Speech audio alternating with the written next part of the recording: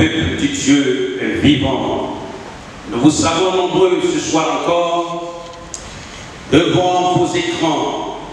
Notre prière est que la grâce de Dieu soit le partage de chacun de nous ce soir encore.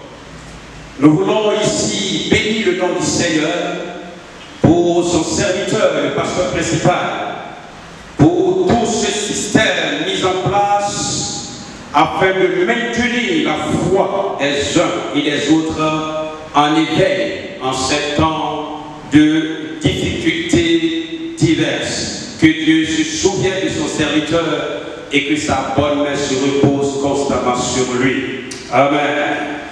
Voilà, chers frères et sœurs, nous allons prendre nos Bibles.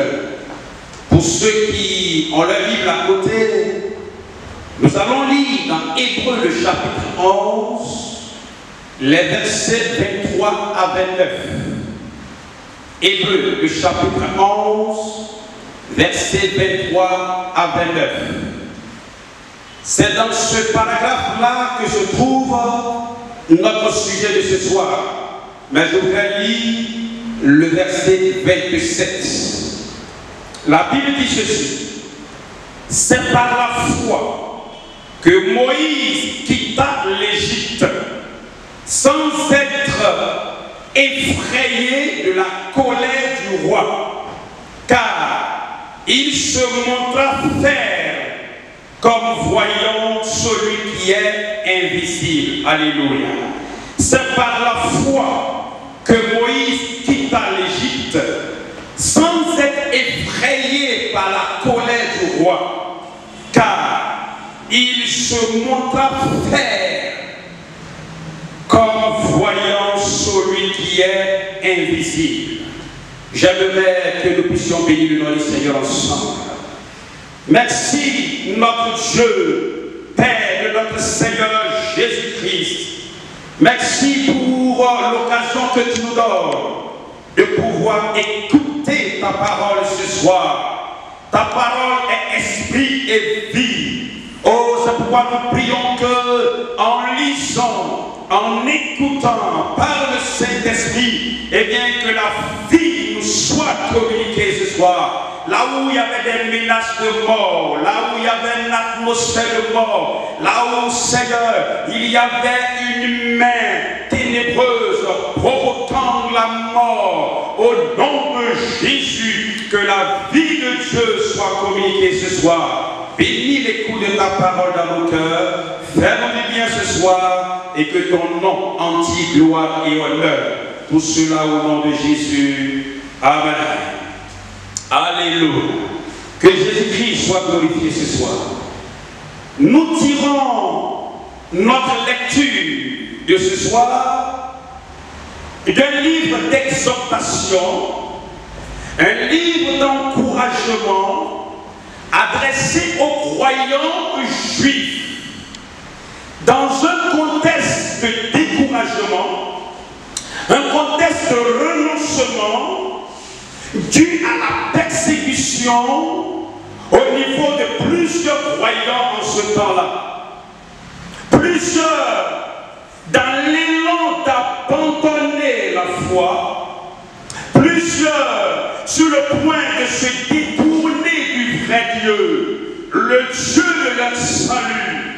Eh bien, l'auteur ici va s'adresser à eux dans un tel contexte pour les exhorter, pour les encourager, et cela en insistant, en interpellant et en présentant les risques de l'abandon de la foi. Oui, les risques de l'abandon de la foi. C'est la raison pour laquelle je vous propose ce soir le sujet suivant: demeurons fermes dans la foi, ou la fermeté de la foi. Demeurons fermes dans la foi.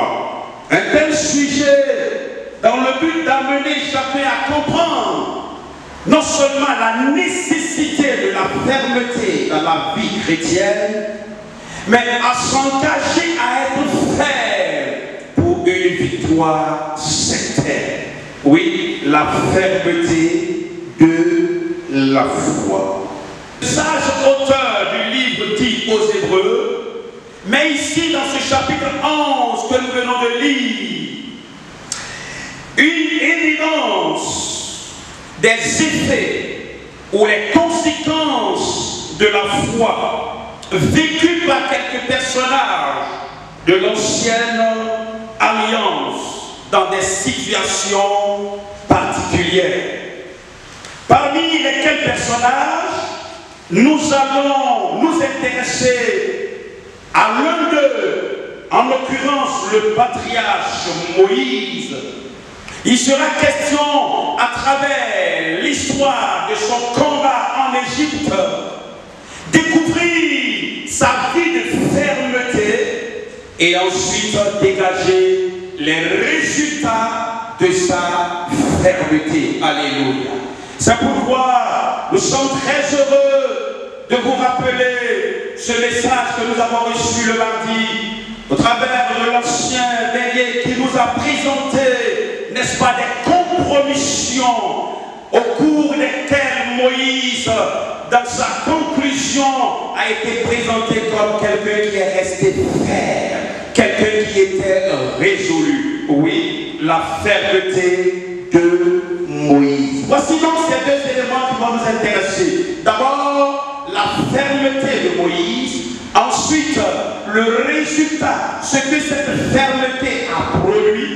Et pour nous aujourd'hui, les leçons que nous pouvons tirer. La fermeté donc de Moïse. Premier élément. Le verset que nous venons de lire, Hébreux 11, verset 27, dit ceci. C'est par la foi que Moïse quitta l'Égypte, sans être effrayé de la colère du roi, car il se montra ferme, comme voyant celui qui est invisible. Alléluia.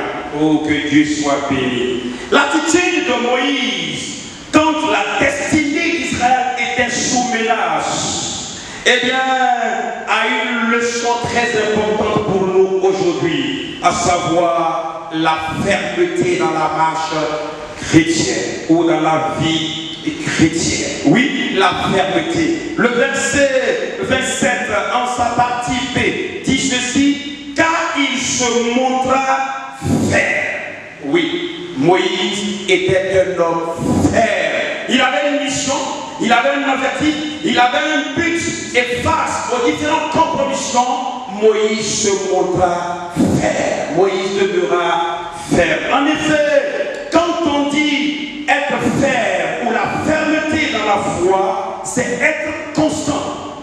Quand on dit être ferme, c'est être déterminé. Moïse donc était un homme déterminé. Il était un homme résolu. Il était un homme constant malgré les circonstances et malgré les situations. Nous voyons cela dans son histoire en Exode chapitre 10, le verset 28 et suivant. La fermeté de Moïse face à l'opposition de Pharaon, ses magiciens, ses sorciers et ses dieux pour empêcher Moïse de sortir avec le peuple pour aller adorer le vrai Dieu, le Dieu Yahweh. Et face à l'opposition du Pharaon et ses dieux pour empêcher Israël d'accéder ou de prendre possession de la nouvelle patrie, le nouveau royaume, la nouvelle terre qui est Canaan, le pays où coule le lait et le miel, Moïse s'est montré ferme. Moïse n'a pas cédé et le peuple a réussi à saisir la promesse de Dieu. La fermeté de Moïse. Avons-nous des projets? Avons-nous un objectif à atteindre? Avons-nous un rêve dans ce monde bien-aimé? Ce que Dieu attend de nous, c'est que nous soyons comme Moïse, que nous soyons fermes. Pour mieux comprendre la fermeté de Moïse, deux éléments seront examinés. Le premier élément, c'est la source de la fermeté de Moïse. La source de la fermeté de Moïse. Nous voyons cela dans notre verset toujours, mais en la partie C, la troisième partie de notre verset. Le texte biblique dit ceci: car il se montra ferme, comme voyant celui qui est invisible. Alléluia, ça c'est intéressant. Il se montra ferme, comme voyant celui qui est invisible. La présentation de la fermeté de Moïse, ici attachée à l'expression comme voyant celui qui est invisible, nous place devant la réalité de la foi en Yahweh, le seul vrai Dieu, l'unique Dieu. Cette fermeté de Moïse a donc pour source la foi en le seul vrai Dieu, l'unique Dieu, le Dieu différent des dieux d'Égypte. Oui, pour être ferme, il faut manifester la foi en l'Éternel, le Dieu puissant qui est plus puissant que les dieux des nations. 1 Jean, le chapitre 4, le verset 4.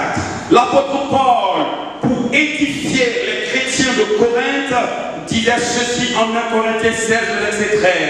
Nous lisons le texte biblique. Il dit: veillez, demeurez fermes dans la foi, soyez des hommes, fortifiez-vous. Alléluia.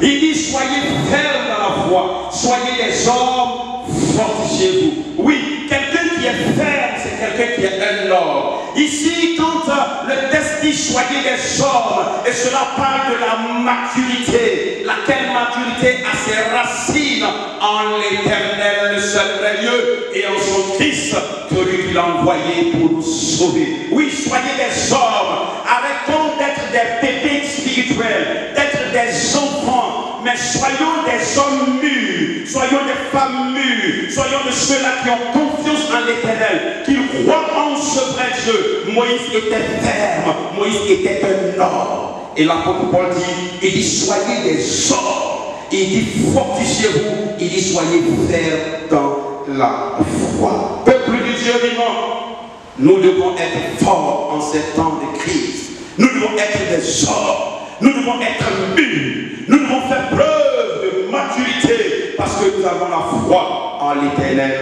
notre Dieu. Moïse ne se laissa pas arrêter par la puissance du roi, par l'influence du roi, par la menace des magiciens, mais il plaça sa confiance dans la suprématie du seul vrai Dieu, Yahweh. Alléluia.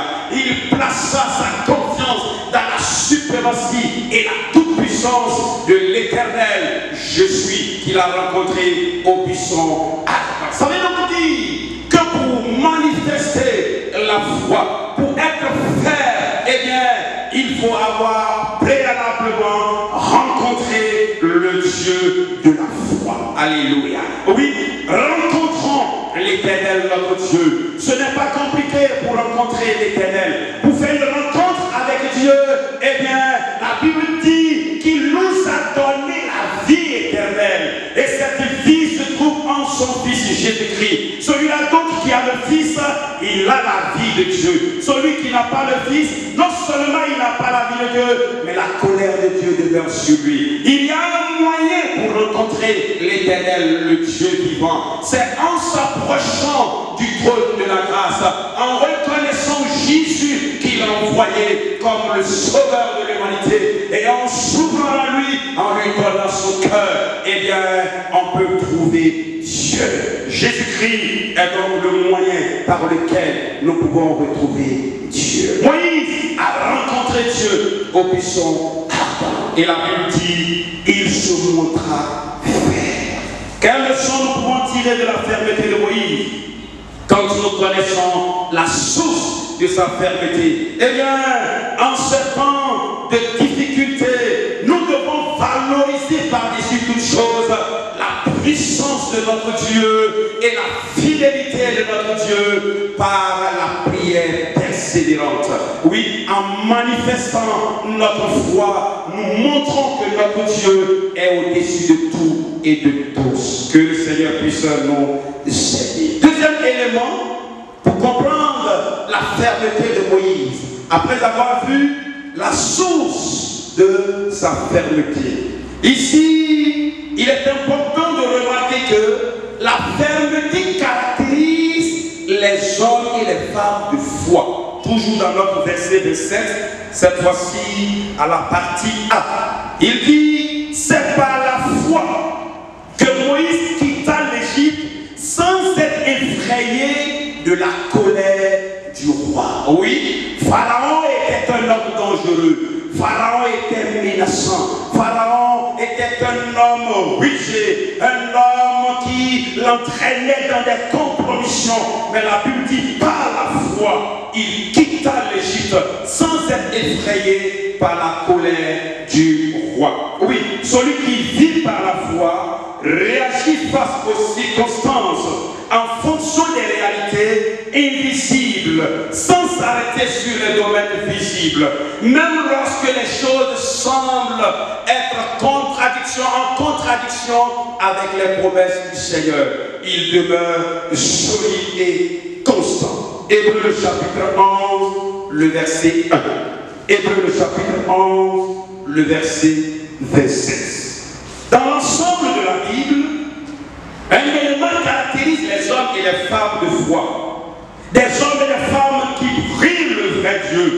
Et cet élément, c'est la fermeté.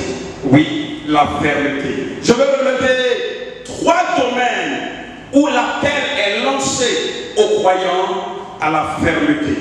Premier domaine, au sein de l'opposition ou la menace, nous devons être fermes. Alléluia. Lisons 1 Thessaloniciens le chapitre 3, les versets 2 à 3. La Bible dit, nous envoyons Timothée, notre frère, ministre, et vous exhorter au sujet de votre foi, afin que personne ne fût ébranlé au milieu des tribulations présentes, car vous savez vous-même que nous sommes destinés à cela. Alléluia. Afin qu'aucun ne fût ébranlé au milieu des tribulations présentes. Oui, au sein de l'opposition, nous sommes appelés à la fermeté. Et Moïse était en face de l'opposition. Et Moïse est resté ferme. Pharaon ne voulait pas qu'il parte.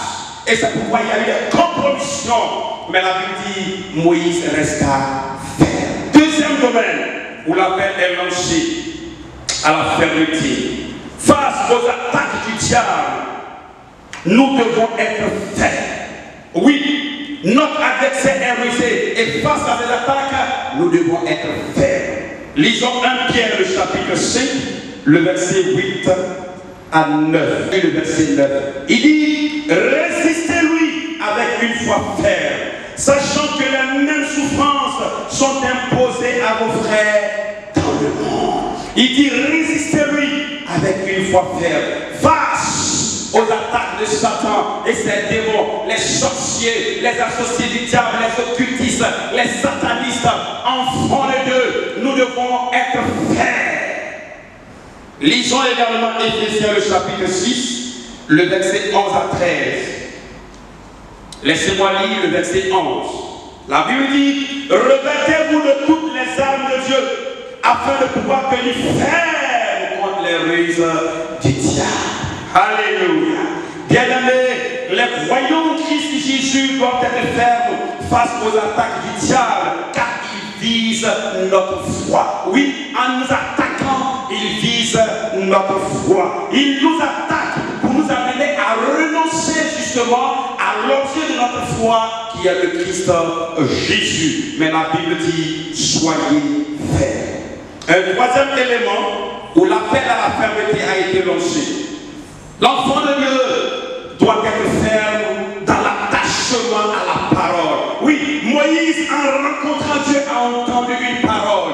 Il a reçu un message et c'était la partie solide de sa foi. Il a entendu la parole. Et c'est pourquoi en Romains 10, la Bible dit que la foi vient de ce que l'on entend. Et ce que l'on entend vient de la parole de Dieu. Alléluia. Il faut aimer la parole de Dieu. Il faut s'attacher à la parole de Dieu. Il faut demeurer ferme à la parole de Dieu. C'est pourquoi procurez-vous la la Bible, chers amis. Oui, aimez la parole de Dieu, là où elle est enseignée, parce que cela va nourrir, susciter, protéger et fortifier ta foi. Oui, nous devons rester fermes aux enseignements du Seigneur. 2 Thessaloniciens, chapitre 2, le verset 15. La Bible dit, ainsi donc frères, demeurez fermes et retenez les instructions que vous avez reçues, soit par notre parole, soit par notre lettre.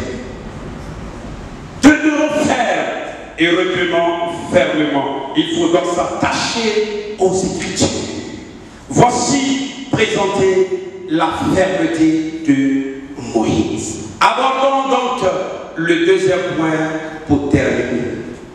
Les résultats de la fermeté de Moïse. Nous voyons cela en Exode, le chapitre 14, le verset 26 et suivant, et dans Hébreu, le chapitre 11, le verset 29. Je vais lire Hébreu 11, le verset 29. C'est par la foi qu'il traversait la mer Rouge comme un lieu sec, tandis que les Égyptiens qui en firent la tentative furent tous engloutis. Alléluia. Oh, que Dieu soit béni. Le résultat de la fermeté de la foi. Bloqué entre la mer Rouge et l'armée égyptienne, le peuple d'Israël se trouvait dans une situation sans issue. Il n'y avait pas en quelque sorte de l'avenir. Ils étaient troublés et perturbés. Mais la foi de Moïse, dans la toute-puissance de l'Éternel Yahweh, qu'il a rencontré et qu'il est parti en son nom, je suis, eh bien, va inciter l'ensemble du peuple à placer leur confiance en l'Éternel Yahweh et obtenir la délivrance. Que le nom du Seigneur soit béni. Oui, la délivrance. Si la fermeté ici a pour base la foi en Dieu qui honore la foi de ses enfants, alors un résultat est à l'horizon qui est la délivrance pour tous ceux qui sont fermes dans la foi. Nous voyons cela en Exode, le chapitre 14, le verset 21. Cette délivrance qui est le résultat de la fermeté de la foi et de la fermeté de Moïse se situe à deux niveaux. Premier niveau, du côté de ceux qui sont fermes dans la foi, il y a une victoire, qui a un repos, qui est la paix, qui est la joie, qui est la délivrance, qui est le retour, la consécration et l'adoration de leur Dieu, le Dieu de leur salut. Alléluia. Oui, si tu veux reconnaître ton Dieu, si tu veux avoir une vie d'adoration, si tu veux être attaché à lui, demeure ferme et il t'apportera toujours une délivrance et la délivrance t'amènera toujours à te prosterner pour l'adorer. Nous voyons cela par l'expression « Il traversait la mer Rouge comme un lieu sec ». Hébreu 11, 29a. Il traversait la mer Rouge comme un lieu sec. La délivrance de ceux qui sont fermes dans la foi. Et l'autre côté, c'est l'anéantissement des ennemis qui menacent la foi, l'humiliation et la confusion des ennemis par l'expression « Tandis que les Égyptiens qui en firent la tentative furent tous engloutis. » Alléluia. La dernière partie du verset 29. Oui, la confusion dans le camp de nos adversaires et la défaite totale. Quelles leçons pouvons-nous tirer dans cette deuxième partie des résultats de la fermeté de Moïse ou la fermeté de la foi? Pour détruire nos adversaires, pour une vie à la gloire de Dieu, il faut que l'enfant de Dieu demeure ferme dans la foi. Alléluia. Oui, quand nous demeurons fermes dans la foi, nous désarmons l'ennemi et nous sommes de plus en plus fortifiés. Bien-aimés, chers frères et sœurs en Christ, nous devons comprendre que la foi voit l'avenir dans l'invisible et espère dans l'impossible. Oui, la foi voit l'avenir dans l'invisible et espère dans l'impossible. Lisons le verset 23 pour comprendre cette pensée forte. La Bible dit, c'est par la foi que Moïse, à sa naissance, fut caché pendant 3 mois par ses parents, parce qu'il vit que l'enfant était bon et qu'il ne craignit pas l'ordre du roi. Alléluia. Que Dieu soit béni. Dieu qui est tout-puissant, Dieu peut intervenir lorsque le croyant se tourne vers lui, lorsqu'il est dans une situation sans issue, lorsqu'il crie à lui, il vient toujours pour le secourir. Psaume 34, le verset 10 à 28. Pour terminer, bien-aimés, frères et sœurs, face à la fermeté de Moïse et le résultat de sa fermeté, notons que nous devons demeurer fermes dans l'attente de la victoire, car notre Dieu se lèvera toujours et la situation tournera toujours en notre faveur. La Bible dit, c'est par la foi qu'il traversait la mer Rouge comme un lieu sec, tandis que les Égyptiens qui en firent la tentative furent tous engloutis. Bien-aimé, ce soir, j'ai un message pour toi. L'Éternel donnera gloire et honneur en son nom. L'Éternel honorera ta foi. Qu'est-ce qui te poursuit? Qu'est-ce qui te menace? Qu'est-ce qui est en train de t'angoisser? Tu n'arrives plus à dormir, tu n'as plus la paix. Mais ce soir, je veux t'encourager à demeurer ferme. Oui, demeure ferme, parce qu'assurément, en son temps et en son heure, ton Dieu s'élèvera, il combattra en ta faveur et il te donnera la délivrance. Bien-aimés, chers frères et sœurs, l'Éternel honore la foi de ceux qui sont fermes dans la foi. Ce soir, que le Dieu d'Israël puisse nous aider par le Saint-Esprit à demeurer fermes. Shalom à vous et que le Seigneur vous bénisse. Soyons fermes dans la foi. Amen. Merci Seigneur. Je veux vous inviter à crier à l'Éternel comme le psaume 34, le verset 8 et 20 dit, quand nous tournons vers l'Éternel, oui, quand le malheureux crie à l'Éternel, il entend sa voix. Oui Seigneur, le malheur atteint parfois le juste, mais toi tu l'en délivres toujours. Merci pour ta parole. Tu nous as enseigné depuis le mardi sur la fermeté de Moïse. Oui, cet homme résolu, et tu nous encourages afin de voir ces résultats de la délivrance et de l'anéantissement de nos ennemis. Oh Dieu, en vue d'obtenir ce que tu nous as promis et de continuer à t'adorer, que nous puissions être fermes. Je prie pour celui qui est troublé, je prie pour celui qui est perturbé, celui qui n'a plus la paix, qui n'a plus le sommeil, celui qui est angoissé, celui, oh Dieu, qui n'a plus un avenir devant lui pour une raison, pour une autre. Au nom puissant de Jésus-Christ, étends ta main, Seigneur, on le visite maintenant, s'il te plaît. Souviens-toi de lui maintenant et que tout cela se transforme en sa faveur. Comme Moïse pouvait le dire, vous avez programmé de me faire du mal, mais l'Éternel l'a changé en bien. Merci pour cette parole de ton serviteur Joseph que nous voulons expérimenter et que nous prions pour que cela devienne notre partage. Bénis ton Église, bénis ton serviteur, bénis le conseil, bénis chaque famille et chaque jeune, chaque enfant, au nom de Jésus-Christ. Amen.